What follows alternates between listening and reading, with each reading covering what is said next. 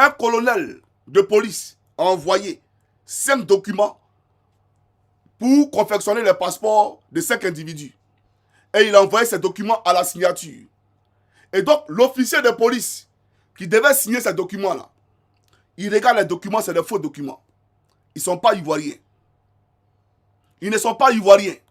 Donc, il appelle le colonel et il dit au colonel, mais les documents que tu m'as envoyés là, je ne peux pas les signer. Ben, c'est des faux documents, ils ne sont pas ivoiriens.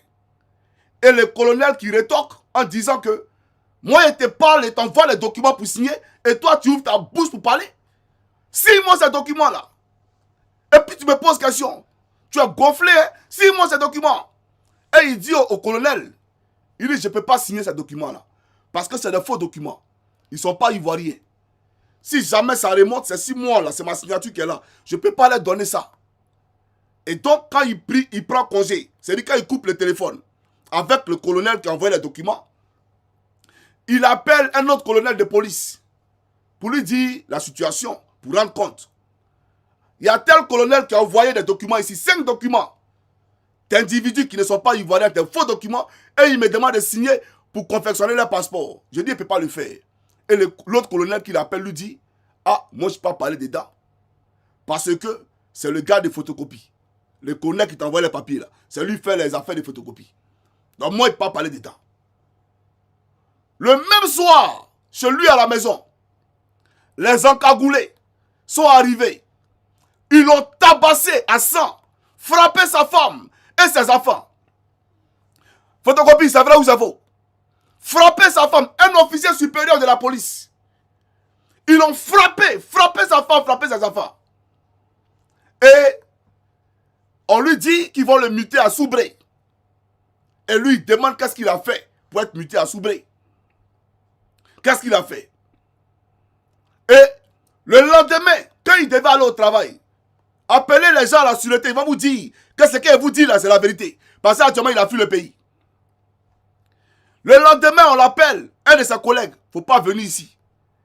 Ils ont mis délit sur toi, atteinte à la sûreté de l'État. Les gars là sont ici, tu viens, on va t'arrêter. Et lui, comme il avait un visa en cours, un visa de la France qui était en cours, il appelle à l'aéroport ces petits qui sont policiers, on dit ton nom au rouge. Tu viens à l'aéroport, ici, ils vont t'arrêter. Donc, il se camoufle.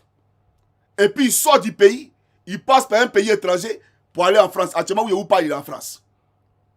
Voilà la République de Draman. Même les policiers ne sont pas épargnés. Des officiers de police, des commissaires sont frappés.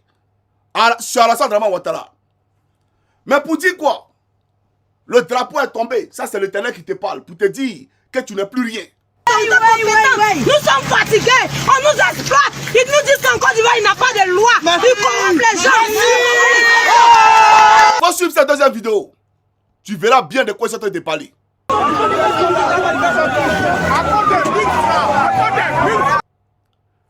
Ils vont où? Ces policiers-là. Ils vont où? C'est parce que le peuple lui-même, il a été gentil. Tu penses que les policiers, là, c'est des Braddock? Tu penses que les policiers, les sont en fer? Ou bien c'est les Terminators? Tu penses que les policiers, ils ne meurent pas quoi? Ou bien pas le sang dans ses veines? Est-ce que tu connais ce qu'on appelle un peuple qui est déchaîné? Toi, Alassane Draman Ouattara. Un peuple qui est déchaîné. Toi, c'est ce qu'on appelle un peuple déchaîné? Nous, on a fait reculer l'armée française.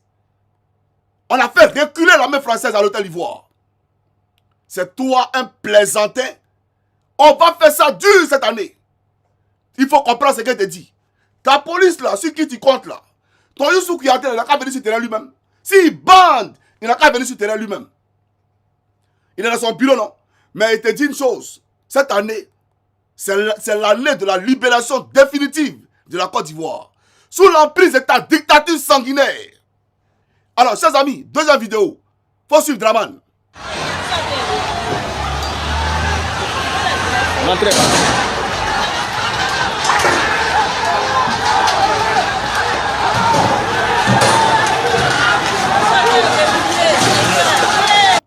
Pour un mort, regarde ce qu'ils ont fait.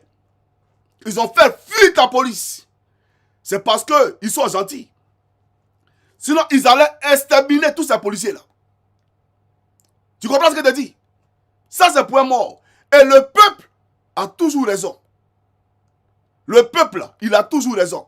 Tes policiers, quand tu vas sur la route, c'est pourquoi? C'est pour venir arrêter les gens.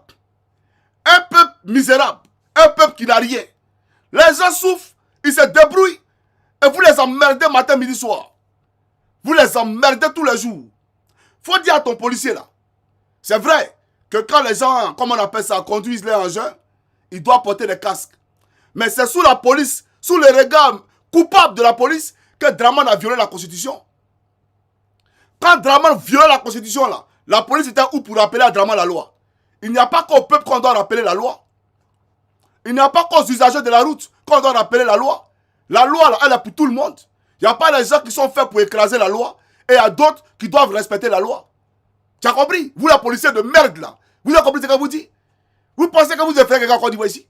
Vous n'effrayez personne. Cette année, lui qui se met sur notre chemin, il sera écrasé. Lui qui se met au travers du chemin du peuple, il sera balayé comme un ouragan. Vous n'êtes rien. Et j'ai déjà dit, celui qui ne veut pas se mettre du côté du peuple, celui qui ne veut pas écouter la voix du peuple, et veut servir Draman, après le départ de Draman, vous serez châtié.